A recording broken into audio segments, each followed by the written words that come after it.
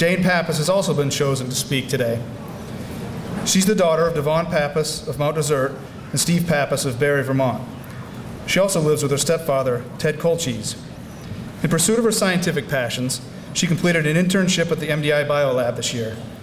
Jane has been a member of the speech team, National Honor Society, jazz, and pep bands.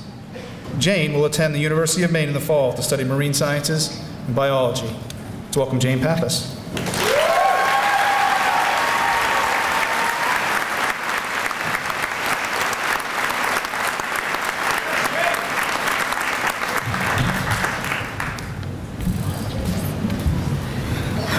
Thank you, Mr. Haney, for that lovely introduction, and thank you, Gus and Mr. Greco, for making this very hard to take up the rear. But, hi everybody, I am truly honored to be speaking here to you today. Thank you to our families and our friends and our teachers for coming to celebrate with us. To my classmates, we made it! Woo!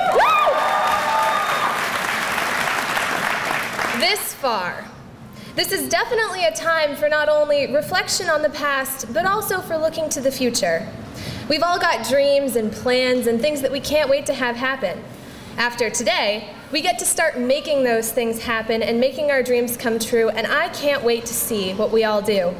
I know that we're all capable of so much. This is a time in between for all of us, a time for transition, and I know that we're all so excited to be moving on to the next chapter of our lives. In that vein, I've written something a little different from your traditional graduation speech for this occasion. This is a spoken word poem I've written for us, the class of 2014, called Roots and Wings. We grew up pebbles, planted by our parents at the foot of mountains on an island made of granite, and we called it home. The air was thick with salt and pine and the promise that we too would grow up to be mountains, or at least move them. We played in puddles left by changing tides and never once questioned whether the water would return. The love affair the ocean has with the shore is constant here, and there was never any need. When we got bigger, dizzied by circumstance and blinking in the sunlight, we climbed up the mountains where our roots had dug in, and we tried to make changes to the rhythm of the tides, and we were discouraged that one pebble cannot change the course of oceans. But this isn't about mountains.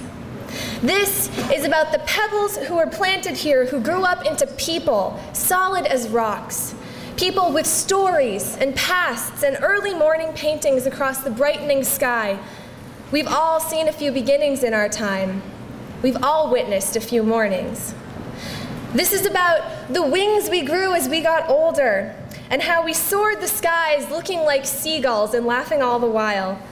And our parents looked on and kept a hold on our trailing strings and tethered us to the ground like kites. It wasn't time for us to fly away just yet. This is about the time soon when we realize that while one pebble cannot change an entire ocean, the splash it makes in a tide pool will always cause ripples. And this is about those ripples becoming waves, and this is about us. This is about the doctors and the pharmacists and scientists and technicians and dancers and singers and teachers and artists and travelers and the beautiful, beautiful people I see before me, poised to leap out from our mountains, wings stretched wide, strings cut free. This is about the splashes we can make, the waves we will make, the change we all can cause, because there is no such thing as small change. This is about the responsibility we have to make small changes and keep making waves. This is about all the wrongs we can right and every day's change from dark into light, and this is about us. We've been throwing pebbles and making waves already. We've all been practicing. We're finally ready. And this is about the ocean. It's been making waves for eons now, all on its own. But it has no idea what's about to hit it.